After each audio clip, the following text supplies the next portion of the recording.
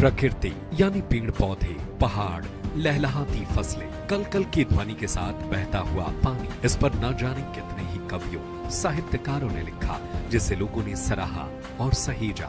लेकिन कुछ कालजयी रचनाएं अमर हो जाती हैं। ये रचनाएं समय की अबाध गति से भी प्रभावित नहीं होती। ऐसे ही रचनाओं के जनक थे ठाकुर जगमोहन सिंह, जिनकी रचनाएं आज इतने साल बाद भी साहित्य को दिशा प्रदान कर रही हैं। 4 अगस्त साल 1857 को मध्य प्रदेश के विजय राघवगढ़ रियासत में जन्म लेने वाले ठाकुर जगमोहन सिंह का नाम भारतेंदु युग के सर्वाधिक प्रतिभाशाली रचनाकारों में प्रमुख है। ठाकुर साहब केवल कवि नहीं बल्कि एक उत्कृष्ट गद्य लेखक और निबंधकार भी थे। उनकी प्रमुख कृतियां श्यामा स्वप्न, श्यामा सरोजिनी, श्यामा विनय और देवयानी आज भी हिंदी जगत की अमूल्य धरोहर है। उसकी पारिवारिक परंपरा और थोड़ा इतिहास की ओर हमें जाना होगा। ठाकुर जगमोहन सिंह के जो पिता हैं ठाकुर सरयू सिंह, वो विजय राघवगढ़ के राजकुमार थे और जब 1857 में जो क्रांति हुई थी उन्होंने खुलकर भाग लिया था और जिसके फलस्वरूप उनको फांसी की सजा हुई। उस समय ठाकुर जगमोहन सिंह गर्भ में थे अपनी माँ के, तो 1857 में ही इनका जन्म भी होता है ठाकुर जगमोहन सिंह का। तो पिता की वो विरासत क्रांतिकारी वाली और लेखकीय प्रभाव तो था ही, पिता भी पढ़ने लिखने के शौकीन थे ठाकुर सरयू सिंह। और इनकी जो पढ़ाई लिखाई हुई वो क्वींस कॉलेज बनारस में हुई, जहाँ राजाओं के बच्चे पढ़ते थे उस जमाने में। ठाकुर जगमोहन सिंह का जन्म 4 अगस्त 1857 था। ये वही काल है जिसमें पूरे देश में स्वतंत्रता आंदोलन बड़े जोर शोर से शुरू हुआ था और उस समय विजय राघवगढ़ के राजा और ठाकुर जगमोहन सिंह के पिताजी सरयू प्रसाद सिंह जी ने उसमें भी बढ़ चढ़ कर हिस्सा लिया था और उनके आंदोलन में भाग लेने से अंग्रेज घबरा गए थे और उसे बाद में गिरफ्तार कर लिया गया और काले पानी की सजा हुई।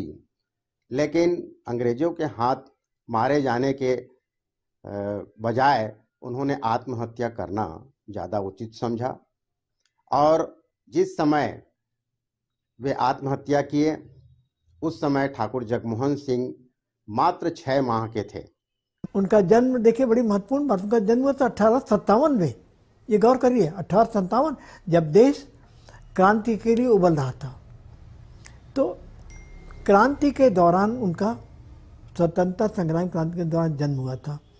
तो उनका उस तरीके से राजनीतिक बैकग्राउंड तो नहीं था, किंतु बनारस में रहते हुए भारतेंदु हरिश्चंद्र के साथ उनका संपर्क रहा और उसके जो उनका एक मंडल था उनके साथ काम करने में वो एक प्रमुख व्यक्ति हो गए और इस तरीके से उनकी साहित्य में रुचि विकसित हुई थी। वो एक राजघराने के राजकुमार थे, विजय राघवगढ़ जो कटनी के पास है वहाँ के राजकुमार थे, लेकिन उन्होंने अपने आप को ढाला एक सृजनशील संवेदनशील व्यक्ति के रूप में। ठाकुर जगमोहन सिंह के जन्म 1847 में मध्य प्रदेश के विजय राघवगढ़ सियासी के राजकुमार ठाकुर जगमोहन सिंह हिंदी के अलावा संस्कृत साहित्य के गाथा साहित्यकार थे। उनकी मेधा शक्ति का अंदाजा इस बात से लगाया जा सकता है कि 14 साल की उम्र में उन्होंने महाकवि कालिदास की अमर कृति ऋतुसंकर के अनुदान कर लिया था। ठाकुर जगमोहन सिंह के प्रांजल भाषा और रूप माधुर्य की तारीफ खुद आचार्य रामचंद्र शुक्ल ने अपने सुप्रसिद्ध ग्रंथ हिंदी साहित्य का इतिहास में की है। आचार्य जी लिखते हैं, भारतीय ग्रामीण जीवन के माधुर्य का जो संस्कार ठाकुर साहब ने अपने श्यामा स्वप्न में व्यक्त किया है उसकी सरसता निराली है। आचार्य रामचंद्र शुक्ल ने अपने हिंदी साहित्य का इतिहास में ठाकुर जगमोहन की विशेष रूप से चर्चा करते हुए यह लिखा है कि प्राचीन संस्कृत साहित्य से अभ्यास और विंध्याटवी के रमणीय प्रदेश में निवास के कारण विविध भावमयी प्रकृति के रूप माधुर्य की जैसी सच्ची अनुभूति ठाकुर जगमोहन सिंह में थी, वैसी उस काल के किसी हिंदी कवि या लेखक में नहीं पाई जाती है। अब ये कितनी अद्भुत बात है। आचार्य रामचंद्र शुक्ल जैसे गंभीर आलोचक, जिसे हम बड़े आलोचक के रूप में जानते हैं, वे लिख रहे हैं कि वैसी भाषा और भाषा का वैसा माधुर्य उस काल के किसी भी कवि या लेखक में नहीं पाई जाती है, जो भाषा का सौष्ठव, माधुर्य और सौंदर्य हम ठाकुर जगमोहन सिंह की भाषा में पाते हैं। ठाकुर जगमोहन सिंह के पूर्वजों का संबंध जयपुर के इक्ष्वाकु वंशीय जोगावत कछवाहे राजपूत घराने से था। जो जिन लोगों ने पाई, उनके और पूर्वज जो थे ये राजस्थान से आए हुए थे और ये महाराजा छत्रसाल की सेना में इनके पुरखे थे। उनके रियासत राज्य में मंत्री भी थे इनके पुरखे। कई युद्ध में इनके पूर्वजों ने भाग लिया, बड़ी वीरता पूर्वक संघर्ष किया और कई युद्धों में विजय प्राप्त की। आमेर के राजा कुंतल देव के मंझले भाई आनल सिंह के 5 पुत्र हुए। इन्हीं 5 पुत्रों में बालूजी एक थे। बालूजी के घर खंडेराय के 8 पुत्र हुए, जिसमें ज्येष्ठ पुत्र भीम सिंह पारिवारिक अनबन के कारण घर छोड़कर पन्ना जा बसे। इनके पुत्र वेणी सिंह पन्ना के राज्य मंत्री बनाए गए। आगे जाकर वेणी सिंह के युद्ध में वीर गति प्राप्त करने के बाद पन्ना नरेश ने वेणी सिंह के पुत्र राज सिंह को पुरस्कार के तौर पर मैहर की जागीर दी। जबलपुर रीवा राजमार्ग पर स्थित मैहर पर्वतवासिनी देवी शारदा के लिए पूरे देश में प्रसिद्ध है। बड़े भाई राज सिंह के देहावसान के बाद दुर्जन सिंह मैहर के राजा हुए। इनके 2 पुत्र थे, विष्णु सिंह और प्रयागदास। साल 1826 में कंपनी सरकार ने रियासत का बंटवारा कर दिया। बड़े को पुरखों की गद्दी मिली। छोटे भाई प्रयागदास सिंह ने कैमूर पहाड़ की तलहटी में महानदी से 2 कोस दूर अपनी एक अलग रियासत का निर्माण किया और अपने आराध्य विजय राघव की मूर्ति स्थापित कर अपनी इस रियासत का नाम विजय राघवगढ़ रखा। इसके बाद उन्होंने अपने राज्य का विस्तार किया। 20 वर्ष तक विजय राघवगढ़ में राज करने के बाद साल 1846 में जब उनकी मृत्यु हुई तो उस समय उनका बेटा सरयू सिंह 5 वर्ष का बालक था। तो रियासत का प्रबंध कोर्ट ऑफ वार्ड्स ने अपने हाथों में ले लिया। मीर साबित अली कोर्ट ऑफ वार्ड्स के नुमाइंदे तथा रियासत के मैनेजर नियुक्त किए गए। साल 1857 के महान विप्लव की आग झांसी होते हुए जबलपुर पहुंची। गढ़ापुरवा के बुजुर्ग गौड़ राजा शंकर शाह के पुत्र रघुनाथ शाह जबलपुर स्थित 52 नंबर पलटन में अपना एक अलग ही प्रभाव रखते थे। चुगलखोरों की कानाफूसी के चलते अंग्रेजों ने शंकर शाह और रघुनाथ की गढ़ी पर धावा बोल दिया। पिता पुत्र दोनों अंग्रेजी फौजदारों द्वारा बंदी बनाए। मुकदमे के दौरान शंकर शाह के घर एक पुर्जे में लिखा हुआ कवित मिला। इस कवित को मुकदमे में पढ़कर सुनाया गया। मुंदमुख डंडन को चुगलखंड डार टुष्टन करे शत्रु संहारिका। मार अंग्रेज रेज कर देई मात चंडी, बच्चे नहीं बैरी बाल बच्चे संहारिका। शंकर की रक्षा कर दास प्रतिपाल कर, दिन की पुकार सुन जाए मात होलिका। इस कवित का अंग्रेजी अनुवाद सुनते ही अंग्रेजी सरकार के नुमाइंदों ने बाप बेटे को तोप के मुहाने में बांधकर सदा सदा के लिए मौत की नींद सुला दिया। ब्रितानी सरकार के इस करतूत की गूंज विजय राघवगढ़ तक पहुंची। विजय राघवगढ़ के 16 वर्षीय राजकुमार सरयू सिंह मन ही मन अंग्रेजी सरकार और उनके पिट्टुओं से खार खाए बैठे थे। सो उन्होंने भी अंग्रेजों के खिलाफ विजय राघवगढ़ में बगावत का बिगुल फूंक दिया। उन्होंने बंदूक उठा ली और अंग्रेजी सरकार के पिट्ठू फरमाबरदार मीर साबित अली की हत्या कर दी। विजय राघवगढ़ में बगावत की खबर सुनकर अंग्रेजी फौज कैप्टन ऊले और मेजर सुलेवान के नेतृत्व में आगे बढ़ी। मेजर जानकिन की टुकड़ी भी उनके साथ थी। सरयू सिंह और उनके हिम्मती सिपाहियों ने जबलपुर इलाहाबाद मार्ग पर कब्जा कर लिया तथा इस मार्ग के यातायात को पूरी तरह अवरुद्ध कर दिया ताकि अंग्रेजी फौज विजय राघवगढ़ तक पहुंचने में सफल ना हो सके। लेकिन रीवा नरेश के आदेश से रीवा राज्य की फौज मैहर होते हुए इस इलाके की ओर बढ़ी। रीवा राज्य की फौज ने कैप्टन ऊले के नेतृत्व में विजयराघवगढ़ पर धावा बोल दिया। विजयराघवगढ़ में बगावत को कुचलने में ब्रितानी सरकार सफल रही, जिसके फल स्वरूप विजयराघवगढ़ अंग्रेजों के कब्जे में आ गया। लेकिन सरयू सिंह किसी तरह अंग्रेजों के चंगुल में आने से बच गए और विजयराघवगढ़ से भाग निकले। सरयू सिंह साल 1864 तक अज्ञातवास में रहे, लेकिन साल 1864 में बनारस में जोगी के रूप में अंग्रेज सरकार द्वारा पकड़ लिए गए। उन पर कोर्ट ऑफ के मुकामी मैनेजर मीर साबित अली की हत्या का अभियोग चलाया गया।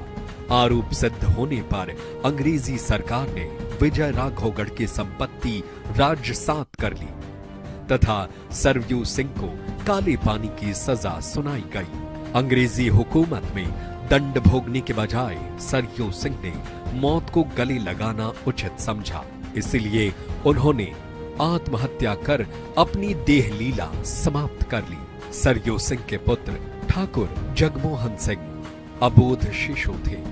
विक्रम संवत 1914 अर्थात साल 1857 के सावन महीने के शुक्ल पक्ष को चतुर्दशी को ठाकुर जगमोहन सिंह का जन्म हुआ था। विजयराघवगढ़ में अंग्रेज सरकार ने ठाकुर जगमोहन को 19 मार्च साल 1866 में 9 वर्ष की आयु में बनारस के वार्ड्स इंस्टीट्यूट क्वींस कॉलेज में अध्ययन के लिए भर्ती करा दिया। उन्हें Ward Institute Queen's College Banaras में अध्ययन के लिए दाखिला कराया गया। ये वही कॉलेज है जहाँ पर अनेक राजा महाराजा के पुत्र जो है वहाँ अध्ययन करते थे। वहाँ उसका अध्ययन शुरू हुआ और वहाँ ठाकुर जगमोहन सिंह ने मात्र 14 वर्ष के आयु में महाकवि कालिदास के ग्रंथों का अनुवाद किया।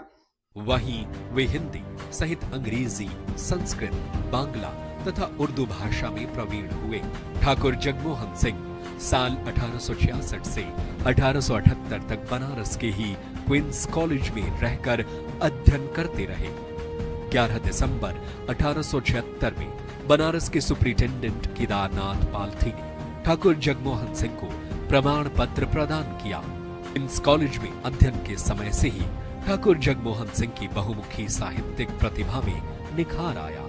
महज 14 वर्ष की उम्र में ठाकुर जगमोहन सिंह ने महाकवि कालिदास कृत गंगाष्टक तथा अपनी मौलिक रचना द्वादशमासी यानी 12 मासी को एक साथ एकत्र रत्नाकर के नाम से साल 1873 में बनारस प्रिंटिंग प्रेस से प्रकाशित इसकी भूमिका में उन्होंने लिखा। इस छोटे से गुटके में श्री महाकवि कालिदास कृत गंगाष्टक और द्वादशमासी भाषा एकत्र की गई है। 12 मासी तो विशेषकर नवीन है और एक नूतन कवि से बनाई गई है और सत्य ही वह ललित पदों से सुशोभित है। 12 मासी कविता की शुरुआत में ठाकुर जगमोहन सिंह ने अपने बालक होने का निवेदन किया है। श्री रघुवर के पद कमल रंची सुमिरी कुछ छंद, मैं ही बालक निपट अति अरुही मति को मंद। प्रणमो अरु श्री गुरु चरण कृपा करो महाराज, भूल चुक नहीं देखिए मतलब लेहु संभाल। 1874 में महज 15 वर्ष की उम्र में ही उन्होंने कालिदास कृत्य ऋतु संहार का उत्कृष्ट अनुवाद किया, जो कि 1875 में प्रकाशित हुआ। ऋतु संहार की दूसरी आवृत्ति सन 1886 में प्रकाशित हुई। कक्षा में पढ़ते हुए उन्होंने कालिदास की जो बहुत श्रेष्ठ रचना है ऋतु संहार, जो संस्कृत में थी, उसका हिंदी में अनुवाद किया और उनके प्रिंसिपल ऐसे थे जिन्होंने उस किताब को छपवा भी दिया जब 8वीं कक्षा में पढ़ रहे थे।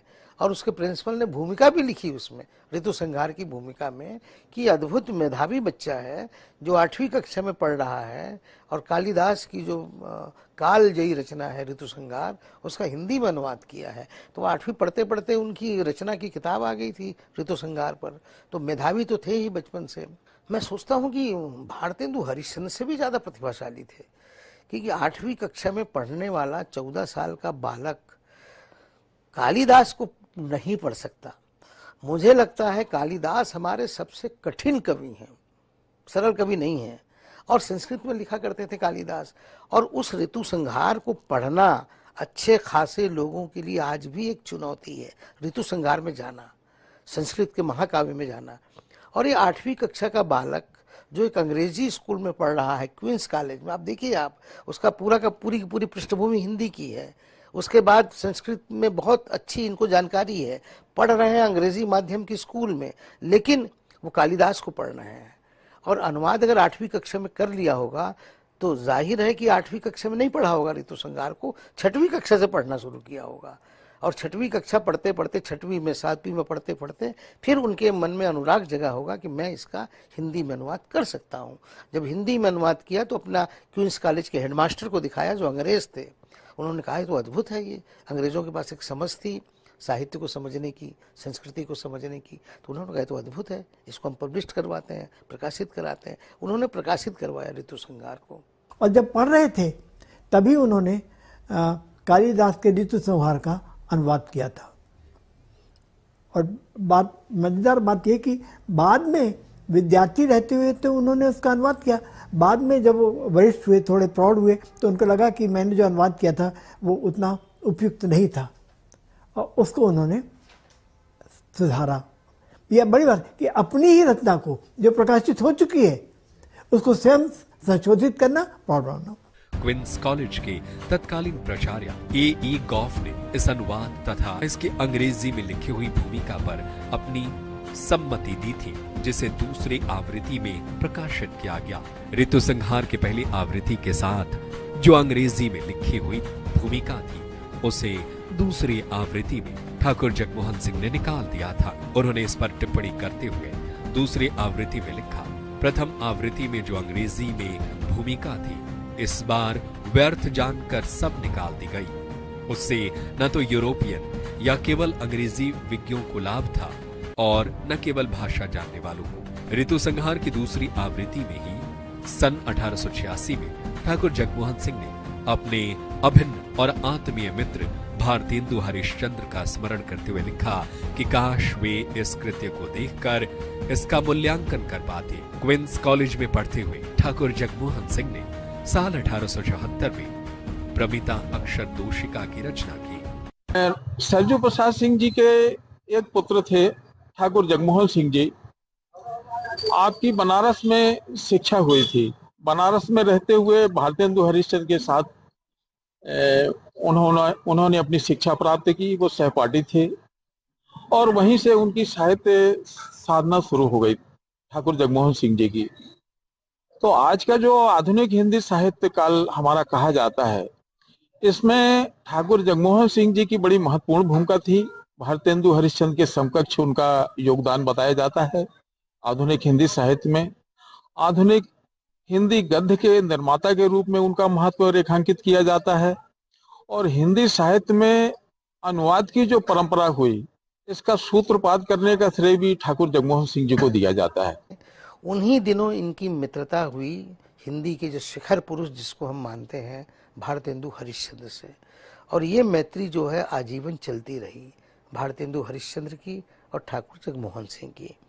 क्वींस कॉलेज में परीक्षा उत्तीर्ण करने के बाद इनकी नौकरी लगी सबसे पहले छत्तीसगढ़ के धमतरी तहसील में। उस समय तहसील थी धमतरी। उनकी कविताओं में जाएं, उनके उपन्यास में जाएं, उनके निबंध में जाएं, तो वो भाषा का माधुर्य और जिसको हम ऑब्जर्वेशन कहते हैं, परिवेक्षण, आंखें तो आपके पास भी है, आंखें मेरे पास भी है, आंखें सबके पास भी है, लेकिन वो देखना, किस चीज़ को देखते हैं और कितनी गहराई से देखते हैं कि चिड़िया अगर पेड़ की डाल में कूक रही है तो किस तरह से कूक रही है, पत्ते हिल रहे हैं तो किस तरह से हिल रहे हैं, वृक्ष अगर ज़मीन में खड़ा हुआ है तो किस तरह से खड़ा हुआ है और आसमान से क्या बातें कर रहा है। वह एक दृष्टि जिस संपन्न लेखक, विचारक या नागरिक ही देख सकता है। हम तो कहेंगे अरे चिड़िया बैठी है, चलो ठीक है। तो एक जो ऑब्जर्वेशन जिसको हम कहते हैं, जिसको हिंदी में पर्यवेक्षण कहते हैं, वो हमको ठाकुर जगमोहन सिंह से मिलती है कि प्रकृति को किस तरह से निरखना ही नहीं, अपने भीतर समा लेना।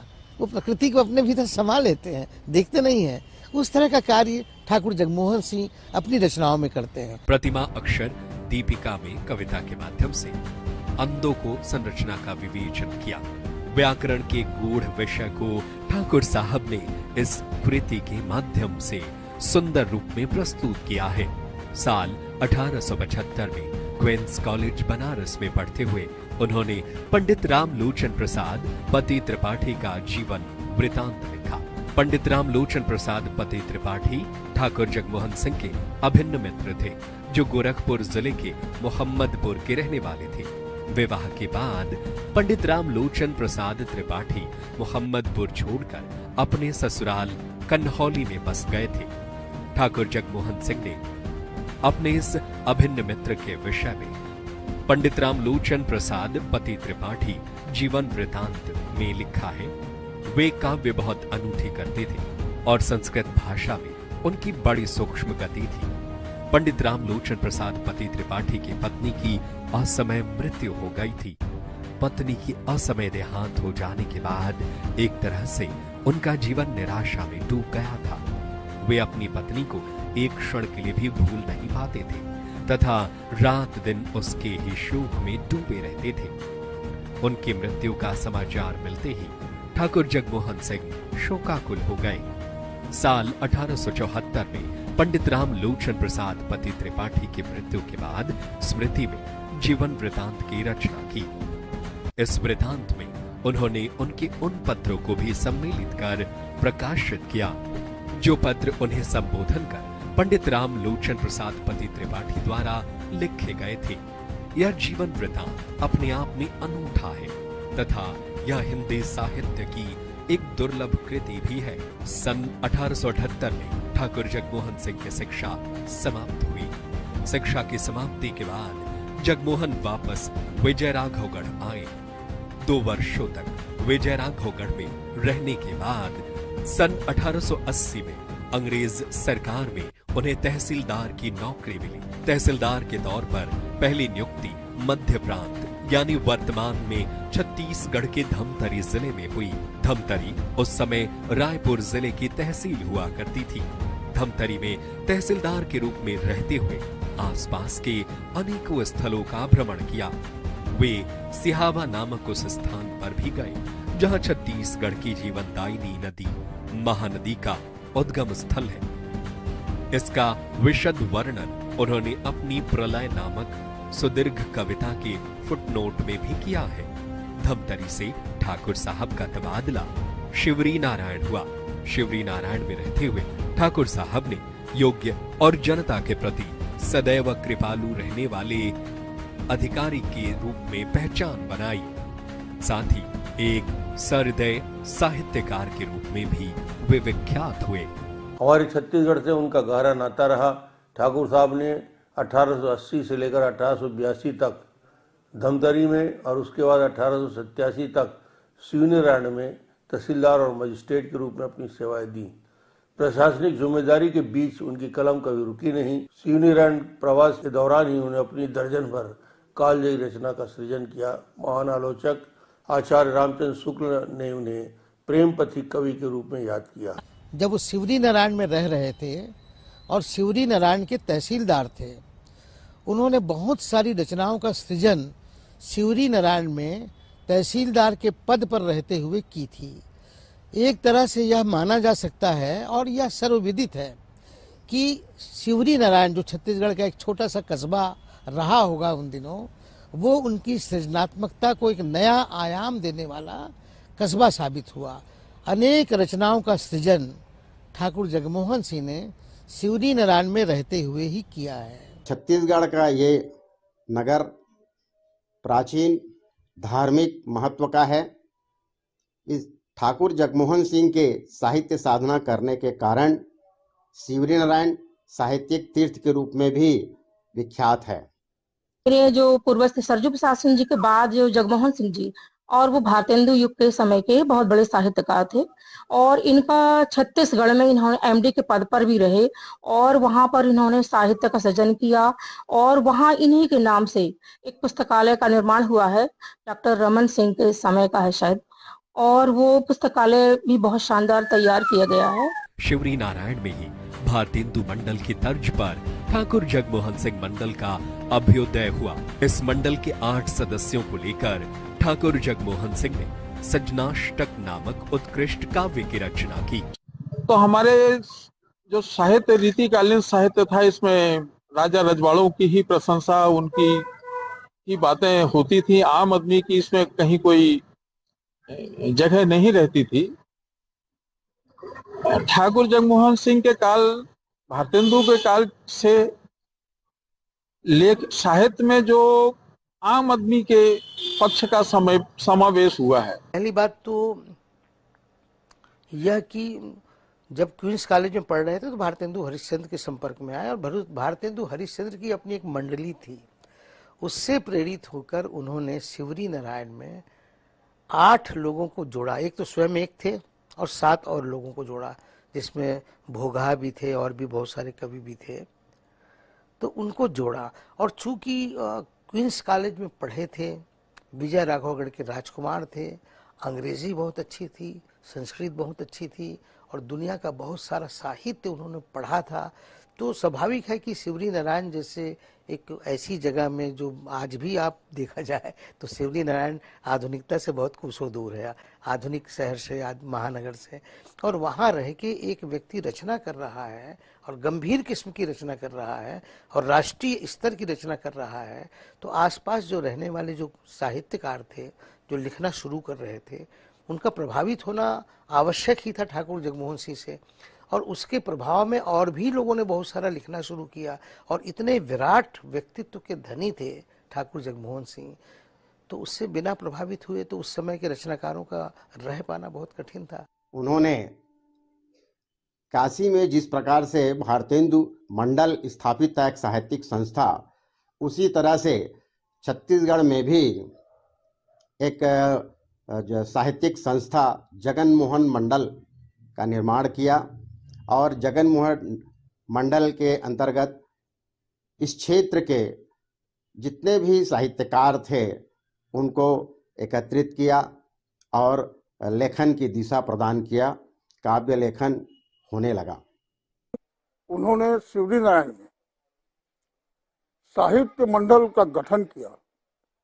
जो साहित्य मंडल बनारस में भारतेंदु साहित्य मंडल था, उसी के तर्ज पर उन्होंने शिवरी नारायण में ठाकुर जगमोहन साहित्य सदन का निर्माण किया। उनका उद्देश्य था कि छत्तीसगढ़ में बिखरे हुए जितने कवि साहित्यकार हैं उनको एकत्र करके लेखन के दिशा और दशा में बहुत ही सही दिशा प्रदान की। उनके शिष्य हमारे छत्तीसगढ़ के रायगढ़, धमतरी, बिलाईगढ़, बिलासपुर, अकलतरा, शिवरी नारायण से हीरा मालगुजार परिवार से पंडित मालिक राम भोगा, हीरालाल त्रिपाठी, ऋषि शर्मा, बिलाईगढ़ से पृथ्वी तिवारी, गणेश तिवारी, बालपुर से पुरुषोत्तम पांडे, उसके अनुज लोचन प्रसाद पांडे, रायगढ़ से वेदनी पांडे। साल 1884 में भारतीय जीवन प्रेस बनारस से सजनाष्टक प्रकाशित हुई थी। इसमें शिवरी नारायण के 8 सज्जन व्यक्तियों का वर्णन है। वे इसकी भूमिका में दिखते हैं। इस पुस्तक में 8 सज्जनों का वर्णन है जो शबरी नारायण को पवित्र करते हैं। आशा है कि इन लोगों में परस्पर प्रीति की रीति प्रतिदिन बढ़ेगी और ये लोग सज्जन शब्द को सार्थक करेंगे। इसको मैंने सबके विनोदार्थ रचा है। इसमें मंगलाचरण और शबरी नारायण को नमन करते हुए मंदिर के पुजारी पंडित यदुनाथ भोगहा के बारे में उन्होंने लिखा है।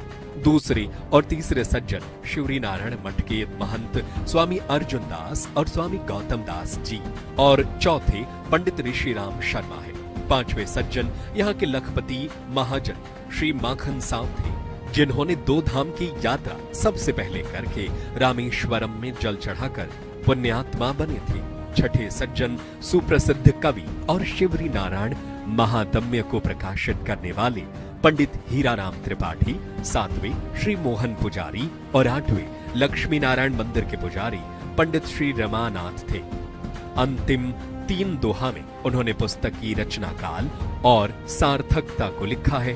पंडित मेदिनी प्रसाद पांडे रायगढ़ से, पंडित अनंतराम पांडे ये भी रायगढ़ के थे, पंडित पुरुषोत्तम प्रसाद पांडे जो बालपुर के मालगुजार भी थे और सुप्रसिद्ध साहित्यकार पंडित लोचन प्रसाद पांडे के बड़े भाई थे।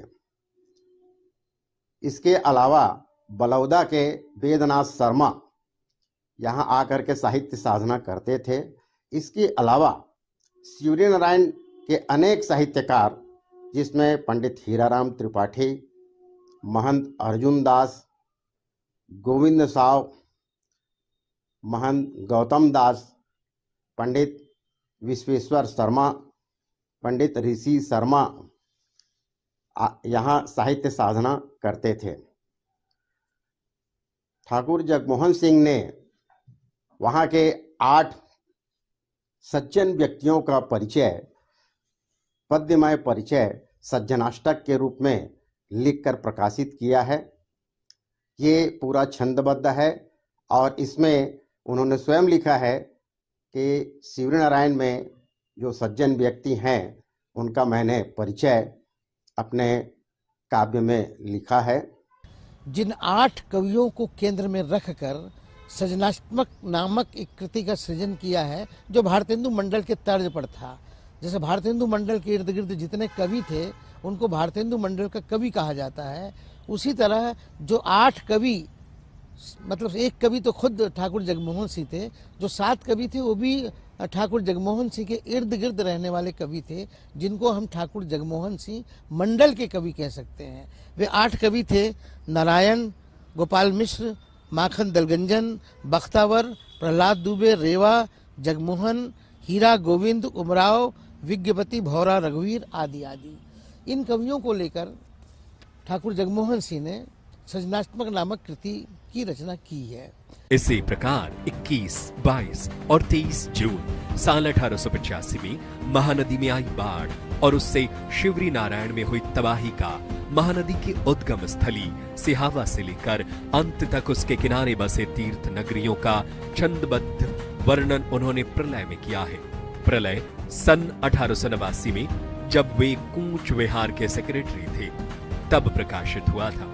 इसमें दोहा, चौपाई, सोरठा, कंडलियां, भुजंग प्रयाग, तोटक और छप्पय के 116 छंद हैं। देखिए उनका एक छंद। शिव के जटा विहारिनी बही सिहावा आए, गिरी कंदर मंदर सबय टोरी फोरी जल जाए। राजिम श्रीपुर से सुभग चंपव उद्यान, तीरथ शबरी विष्णु को तारत वही सुजान। संबलपुर चली कटक लौ अटकी, सरिता नाही, सरित अनेकन लय कटक पूरी पहुंच जल जाही। इस बाढ़ में शिवरी नारायण का तहसील कार्यालय महानदी में डूब गया था। उसके बाद साल 1891 में तहसील कार्यालय जांजगीर में स्थानांतरित कर दिया गया और शिवरी नारायण को बाढ़ग्रस्त क्षेत्र घोषित कर दिया गया था। देखिए कवि की एक बानगी। पूनी तहसील बीच जहां बैठत न्यायाधीश अधीशा, कोशकूप पर भूप रूप लो तह बैठियो जलधीशा। पुरवासी व्याकुल भय तजी प्राण की आस, त्राही त्राही चहु मची रहो छिन छिन जल की त्रास। छिन छिन जल की त्रास आस नहीं प्राणन केरी, काल कवल जलहाल देखी बिसरी सुधी हेरी। तजी तजी निज निज गेह दहली मठही निरासी, धोए बोगहा और को आरत पुरवासी। एक बहुत बड़ी बाढ़ महानदी में आई थी, जो सबसे ऐसा कहा जाता है कि उस तरह की बाढ़ कभी नहीं आई थी 1882 के आसपास। उस बाढ़ को लेकर उन्होंने एक बहुत महान रचना का सृजन किया है, उसका नाम है प्रलय। जिसे महानदी में किस तरह से बाढ़ आई, महानदी का घनत्व कितना है, जल स्तर कितना है, महानदी का जितना विशद विवेचन ठाकुर जगमोहन सिंह ने 1882 में लिखित प्रलय कविता में किया है, उस तरह का वर्णन हमें हिंदी साहित्य क्या किसी भी साहित्य में देखने को नहीं मिला। महानदी में बाढ़ आया था और इतना बाढ़ पूरा आया जिससे शिवरी नारायण पूरी तरह से जलमग्न हो गया। यहाँ तक कि तहसील भी उसमें डूब गया और जिससे वहाँ का पूरा कागजात जो है बह गया। तब ब्रिटिश गवर्नमेंट में ये निर्णय लिया कि शिवरीनारायण से तहसील मुख्यालय को स्थानांतरित कर दिया जाए और ऐसी स्थिति में 1891 में तहसील मुख्यालय शिवरीनारायण से हटा करके जांजगीर में स्थानांतरित कर दिया गया। हम ये देखें कि उस समय उनकी भाषा कैसी थी और जिस भाषा की चर्चा आचार्य रामचंद्र शुक्ल हिंदी साहित्य का इतिहास में कर रहे थे, वो भाषा सचमुच कितनी विलक्षण, कितनी माधुर्य में डूबी हुई, कितने सौंदर्य में पगी हुई भाषा थी, उसकी वानगी हमें उनकी कविताओं के माध्यम से मिल सकती है। तो मैं उनकी रचनाओं में से एक छोटा सा अंश सुनाना चाहूँगा। प्रलय की चर्चा करते हुए ठाकुर जगमोहन सिंह लिखते हैं कविता की भाषा में, सबरी नारायण सुमिरो भाखों चरित रसाल, महानदी बूढ़ो बड़ो जेठ भयो विकराल, असना भयो आगे कबहू भाखे बूढ़े लोग, जैसे वारिद वारी भरी ग्राम दियो करी सोग, शिव के जटा बिहरनी बही सिहावा आए, सिहावा नदी से आती है, उद्गम वही है। शिव के जटा बिहरनी बही सिहावा आए, गिरी कंदर मंदर सबे टोरी फोरी जल जाए, सब तोड़ फोड़ कर दिया। यहीं रहकर उन्होंने हिंदी के पहले कल्पना प्रधान यानी फैंटेसी उपन्यास श्यामा स्वप्न का सृजन किया। श्यामा सरोजनी एवं श्यामा लता की रचना भी उन्होंने शिवरी नारायण में रहते हुए की। कहा जाता है कि शिवरी नारायण में रहते हुए ठाकुर जगमोहन सिंह को श्यामा नामक एक अत्यंत सुंदर स्त्री से प्रेम हो गया। इस सुंदर स्त्री के प्रेम में ठाकुर जगमोहन सिंह इतने डूब गए कि उन्होंने इसे केंद्र में रखकर श्यामा स्वप्न, श्यामा सरोजनी, श्यामा लता जैसी उत्कृष्ट रचनाओं का सृजन किया। अब उनके जीवन को लेकर कुछ किंवदंतियां हैं या सच्चाई है या मिथक है, जो भी हो, कहा जाता है श्यामा नाम की एक अपूर्व सुंदरी एक ब्राह्मण कन्या वहाँ रहती थी शिवरी नारायण में, जो कम उम्र में ही विधवा हो गई थी। तो ठाकुर जगमोहन सिंह का उसके प्रति एक आकर्षण था, इसलिए हम उनकी सारी रचनाओं का लगभग नाम हम श्यामा से ही देखते हैं। श्यामा लता, श्यामा स्वप्न, श्यामा सरोजनी आदि आदि। श्यामा शब्द के साथ सारी रचनाओं के साथ जुड़ा हुआ है। शायद ही कोई काव्य संग्रह हो जिसमें श्यामा का उल्लेख ना हो। श्यामा सरोजनी, श्यामा लता जितनी भी है, श्यामा स्वप्न, तो ये कहा जाता है इस तरह से। और वो अद्भुत उपन्यास है, जो पूरा उपन्यास जो है एक फैंटेसी में चलती है, एक कल्पना में चलती है, जिसमें पहली बार किसी हिंदी के साहित्यकार ने कल्पना शब्द का प्रयोग किया है। यह 4 खंडों में कल्पना है और इससे पहले किसी ने भी 1885 से पहले हिंदी के किसी भी साहित्यकार ने कल्पना शब्द का प्रयोग नहीं किया है। कल्पना शब्द का प्रयोग करने वाले पहले हिंदी के उपन्यासकार ठाकुर जगमोहन सिंह हैं। शिवरी नारायण में 1882 से 1887 तक 5 वर्ष रहे और इस 5 साल में उन्होंने अनेक ग्रंथों की रचना की और इन ग्रंथों में उन्होंने अपने प्रेम की अभिव्यक्ति श्यामा के नाम से किया। वास्तव में श्यामा एक विवाहित महिला थी जिसको उन्होंने श्यामा नाम दिया था। उन्होंने स्वयं लिखा है कि मैंने तुम्हारे अनेक नाम धरे हैं क्योंकि तुम मेरे इष्ट हो और तुम्हारे तो अनेक नाम हैं, सास, वेद, पुराण, काव्य स्वयं गा रहे हैं, तो फिर मेरे अकेले नाम धरने से क्या होता है। साल 1885 में एक्स्ट्रा असिस्टेंट कमिश्नर के रूप में स्थानांतरित होकर ठाकुर जगमोहन सिंह रायपुर आए। यहीं उन्होंने श्यामा स्वप्न तथा श्यामा सरोजनी को पूरा किया। श्यामा सरोजनी एवं श्यामा स्वप्न की भूमिका उन्होंने रायपुर में ही लिखी। श्यामा सरोजनी साल 1887 में प्रकाश में आई। भारत जीवन प्रेस से यह प्रकाशित हुई। श्यामा स्वप्न गद्य प्रधान 4 खंडों में कल्पना की शुरुआत। समर्पण के पूर्व उन्होंने अपने प्रिय मित्र भारतेंदु हरिश्चंद्र को 4 पंक्तियां समर्पित की। तन तक चढ़ी रस चूसी सब फूली फली न रीति, पियागास बेली भई तुम निर्मूलक प्रीति। है इतलाल कपोत व्रत कठिन प्रीति की चाल, मुख से आहना भाषी है निज सुख करहु हलाल। श्यामा स्वप्न सबसे पहले साल 1888 में education society press Byculla Mumbai से प्रकाशित हुआ।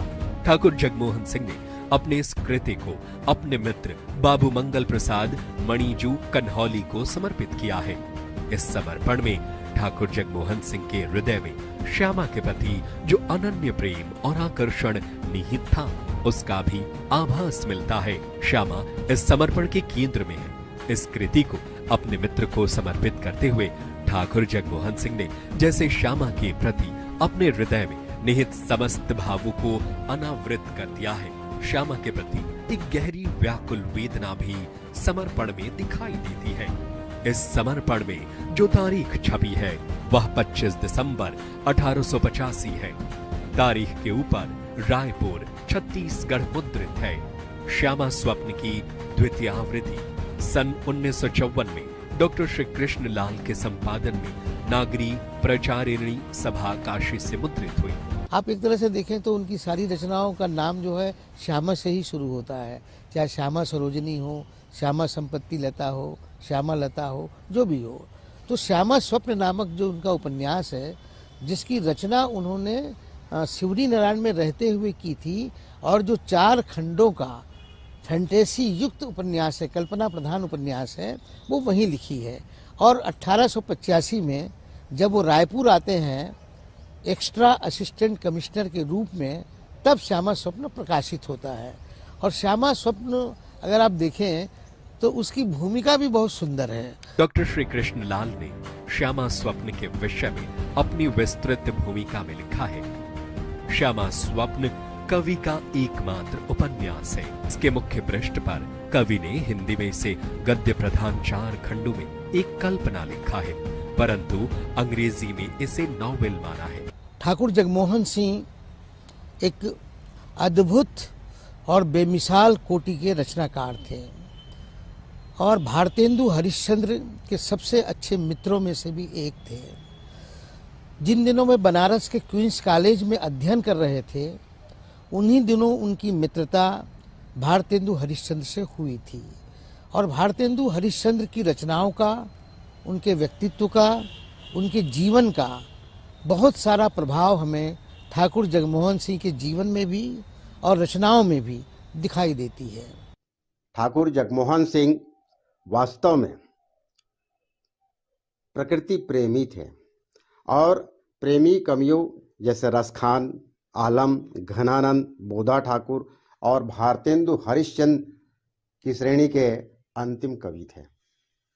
इन्होंने प्रेममय जीवन व्यतीत किया है और प्रेम को ही जिया है। वास्तव में ये विजय राघवगढ़ के राजकुमार थे। विजय राघवगढ़ वास्तव में ठाकुर दुर्जन सिंह को मैहर का राज्य मिला, और मैहर राज्य जो है दुर्जन सिंह के मरने के बाद उसके 2 पुत्र, जिसमें उसके बड़े पुत्र थे, बड़े जो विष्णु सिंह ठाकुर, और दूसरा जो था प्रयाग सिंह। विष्णु सिंह को मैहर का राज मिला, और प्रयाग सिंह को कैमूर भांडेर का राज्य मिला। प्रकृति का वर्णन, प्रकृति के को ही मुख्य मान के, आधार मान के करने का कार्य उन्होंने ठाकुर जगमोहन सिंह ने किया था। और ये बड़ी बात है कि प्रकृति को का उन्होंने किसी प्रकार से मानवीकरण ऐसा नहीं किया, उसको सीधा प्रकृति का प्रकृति के रूप वर्णन किया, और ये अपने आप में एक बड़ी बात है।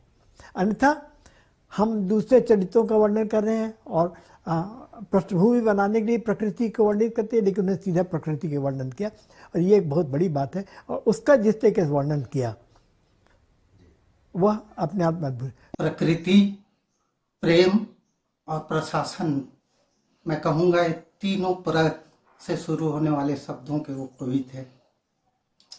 प्रेम में वे पर किया नारी के प्रेम में ऐसे डूबे। हिंदी साहित्य में कहीं पर उल्लेख है कि वे तहसीलदार के रूप में शिवजी नारायण में कार्यरत थे।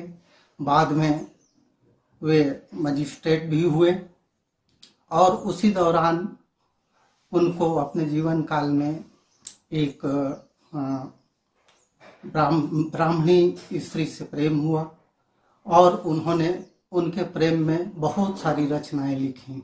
श्यामा स्वप्न में ऐसे एक नहीं अनेक प्रसंग हैं जहां ठाकुर जगमोहन सिंह के प्रकृति प्रेम का परिचय मिलता है। ठाकुर जगमोहन सिंह प्रकृति में ही रमना अधिक पसंद करते हैं। वे प्रकृति के सौंदर्य के उपासक हैं। श्यामा स्वप्न में उन्हें जहां भी मन के अनुकूल अवसर मिला वहां प्रकृति के अनुपम सौंदर्य का बखान करने से वे पीछे नहीं हटे। वे जैसे बार बार इसके लिए श्यामा स्वप्न में उपयुक्त अवसर ढूंढ निकालते रहे हैं। साल 1885 में हिंदी का पहला कल्पना प्रधान तथा रोमांटिक उपन्यास श्यामा स्वप्न लिखने का श्रेय ठाकुर जगमोहन सिंह को ही प्राप्त है। श्यामा स्वप्न दो दृष्टियों से अत्यंत महत्वपूर्ण है। पहली बात तो ये कि उसमें उन्होंने यथार्थ को ऐसे प्रस्तुत किया जैसे कि कल्पना हो या कि जैसे कि वो कोई फैंटेसी हो। चार अलग अलग बात है और इसीलिए ये माना जाता है कि पहली बात ये कि प्रकृति को साहित्य में प्रकृति को आधार मान के मुख्य रूप में स्थापित करने का काम किया। तो दूसरा काम उन्होंने ये किया कि फैंटेसी की धारा, फैंटेसी को उन्होंने हिंदी साहित्य में पहली बार उन्होंने अपने प्रभाव में लाया, उसको लागू किया।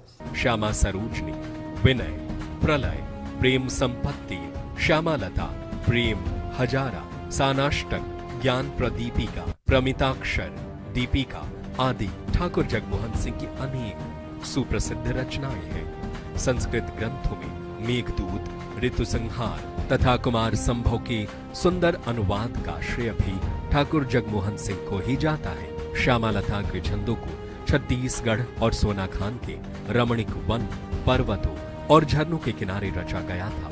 इनमें 132 छंद हैं। प्रेम संपत्ति लता भी यही लिखा। इसमें 47 सवैया और 4 दोहा हैं। अंग्रेजों के सुप्रसिद्ध कवि बायरन की प्रसिद्ध कविता प्रिजनर ऑफ शिलन के सर्वप्रथम हिंदी अनुवाद का श्रेय भी ठाकुर जगमोहन सिंह को ही प्राप्त है।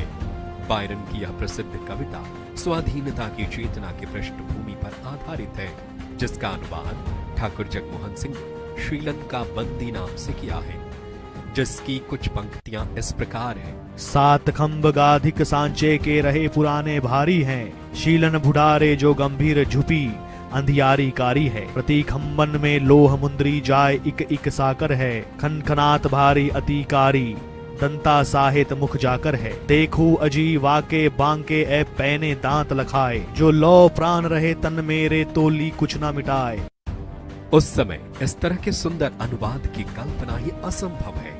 ठाकुर जगमोहन सिंह भारतेंदु युग के किसी अन्य रचनाकार के तुलना में विदेशी कविताओं से, विशेषकर अंग्रेजी साहित्य से न केवल परिचित थे, वरन उसे किसी तरह देशी भाषा में अनुदित कर हिंदी के पाठकों के समक्ष लाया जाए, इसे लेकर भी चिंतित थे।